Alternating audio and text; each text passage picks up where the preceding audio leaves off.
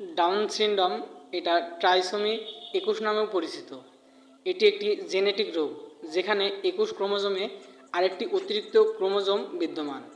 এই রোগে শিশুর শারীরিক বৃদ্ধি ব্যাহত হয় ও বুদ্ধিমত্তা স্বাভাবিকের তুলনায় কম থাকে।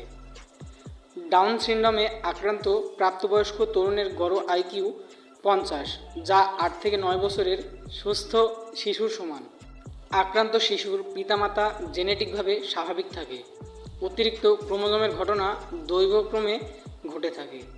এরকম সন্তান জন্মদানের সম্ভাবনা 20 বছর বয়সী মায়েদের ক্ষেত্রে 0.1%-এরও কম এবং 45 বছর বয়সী মায়েদের ক্ষেত্রে তা 3% পরিমাণ বৃদ্ধি পায়।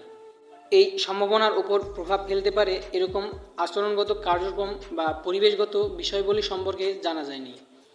বাচ্চা গর্ভে থাকা অবস্থায় স্ক্রিনিং পরীক্ষার মাধ্যমে অথবা জন্মের পর সরাসরি পর্যবেক্ষণ ও জেনেটিক পরীক্ষার মাধ্যমে এই রোগ শনাক্ত করা যায়। গর্ভাবস্থায় ভ্রূণটি ডাউন সিনড্রোমে আক্রান্ত বলে নিশ্চিত হলে গর্ভপাতের পরামর্শ দেওয়া হয়। ডাউন সিনড্রোমের রোগীকে সারা জীবন কিছু রোগের স্ক্রিনিং পরীক্ষা করাতে হয়। এই রোগের কোনো প্রতিকার নেই। শিক্ষা, যথাযথ যত্ন ও ভালোবাসা রোগীদের জীবনমান উন্নয়নে ভূমিকা রাখে। কিছু কিছু ডাউন সিনড্রোমের শিশুকে স্বাভাবিক বিদ্যালয়ে শ্রেণীকক্ষে শিক্ষা দেওয়া গেলেও অন্যের ক্ষেত্রে বিশেষায়িত প্রতিষ্ঠানে শিক্ষা দিতে হয়। কেউ কেউ মাধ্যমিক বিদ্যালয় শেষ করতে পারে, খুব অল্প সংখ্যক উচ্চ মাধ্যমিক পর্যন্ত যেতে পারে। উন্নত বিশ্বে এই রোগীরা 50 থেকে 60 বছর পর্যন্ত বাঁচে।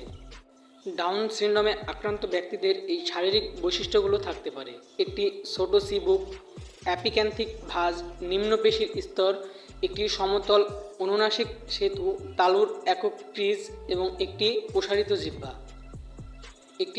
জিহ্বা নিম্ন স্তন এবং দুর্বল মুখের পেশি দ্বারা সৃষ্ট হয় এবং প্রায়শই মায়োফাংশনাল ব্যায়াম দ্বারা সংশোধন করা হয়।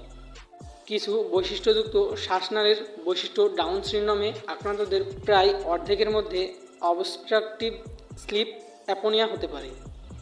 অন্যান্য সাধারণ বৈশিষ্ট্যগুলোর মধ্যে রয়েছে অত্যধিক জয়েন্ট নমনীয়তা, বুড়ো আঙুল এবং দ্বিতীয় পায়ের আঙুলের মধ্যে অতিরিক্ত স্থান, একক তালুর রেখা এবং ছোট আঙুল।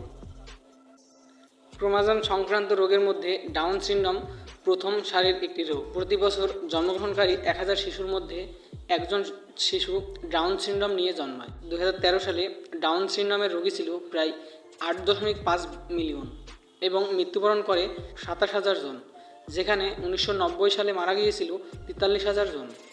জন ল্যাংডন ডাউন নামে একজন ব্রিটিশ ডাক্তার 1866 সালে প্রথমবার এই রোগের পূর্ণাঙ্গ বর্ণনা দেন, তাই তার নামে এই রোগের নামকরণ করা হয়।